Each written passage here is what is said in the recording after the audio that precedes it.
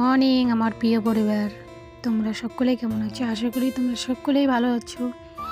আর আমি তোমাদের সঙ্গীতা। তো সঙ্গীতা রয়বর্মা লাইফস্টাইলে সবাইকে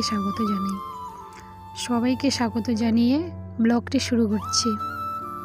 তো এইদিকে সকাল সকাল উঠে আমি সমস্ত কাজ করে নিয়ে বাসি কাজ চান করে এইদিকে পুজো দিয়ে নিলাম। আজকে হচ্ছে সোমবার। তো আগে তো আমি সোমবারটা নিরামিষ খেয়েছিলাম, তো অনেক দিন খেয়েছিলাম 2 বছর।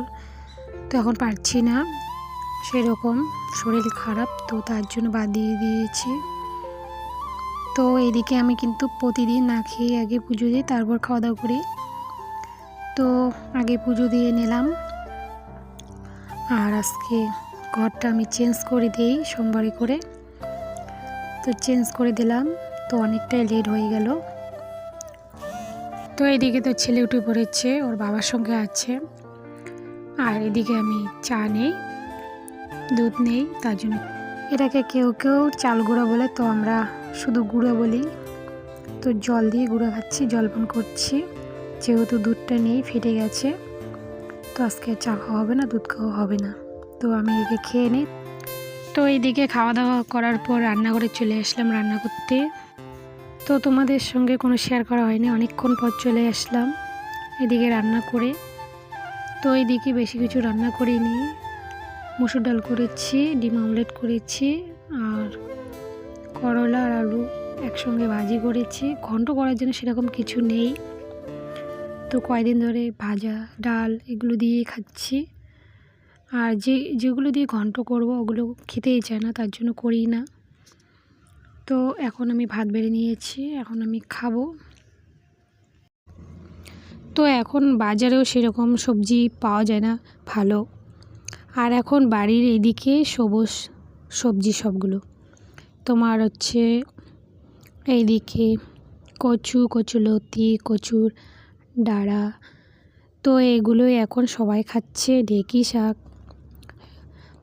তো এখন সবুজ সবজিগুলোই খাচ্ছে বাড়ির সবাই। আর আমি আবার কচু জিনিস বেশি খেতে পারি না, শুধু কচুর ডাঁড়ি, কালা কচুর ডাঁড়িটা খেতে পারি, পাতা খেতে পারি না, গলায় ধরে, আমি খেতেই পারি না এই সমস্ত জিনিস। লতিও অত খেতে পারি না, যে তোমার ধরো চাম গাছের পাত, ওটাও খেতে পারি না অত, চেষ্টা করি কিন্তু খেতে পারি না। আর খাওয়ারও একটা সেরকম রুচি থাকা দরকার, তো সেরকম আমার রুচি নেই ওগুলো খাওয়ার। আর কেনা সবজি তো তোমার জানোই, এখন মাছি ধরা, চাল কুমড়ো, তারপর আরও আছে অনেক কিছু, তো সেগুলো পোকা, যে আজকে যে করলা ভেজেছি তাতে পোকা ছিল, আর বেগুনেতে পোকা থাকে, বেশিরভাগে এইরকমই আর কি। তো কয়েকদিন ধরে এইরকম করেই চলছে। এটা দিয়ে কী করবে? নখ কাটবে, পায়ের নখ কাটবে? কোথায় কাটবে দেখি, কেমন করে কাটে বাপ্পা, কেমন করে নখ কাটে? কাটো তো। তো ছেলেকে এখন নখ কেটে দেবো।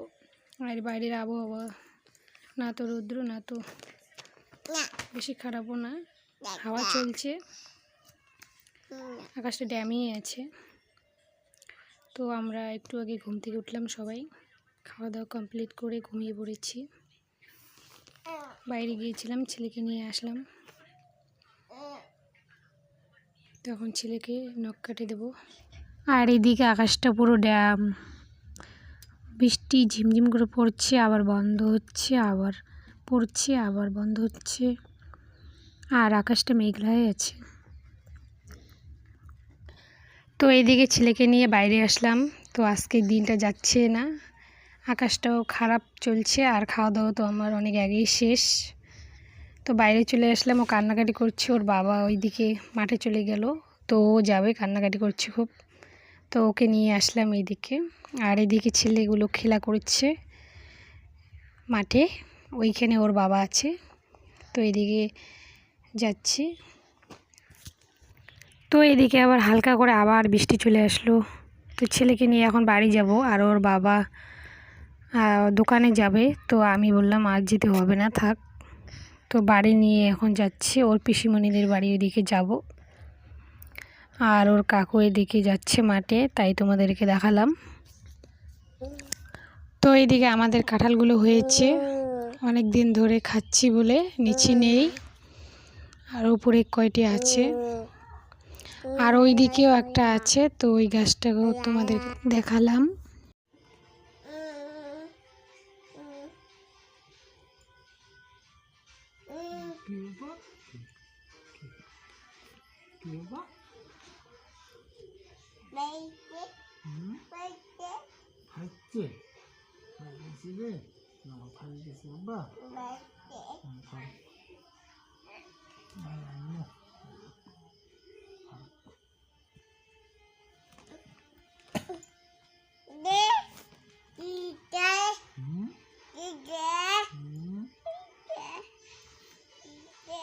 বই পড়বে এ বি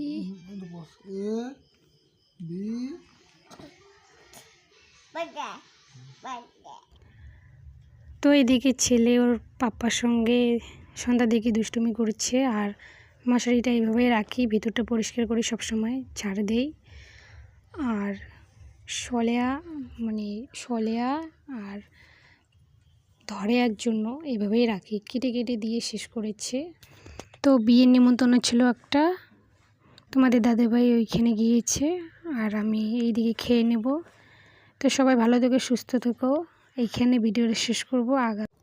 আগামীকাল আর একটি নতুন ভিডিও নিয়ে চলে আসবো তোমাদের সামনে। তো সবাইকে গুড নাইট।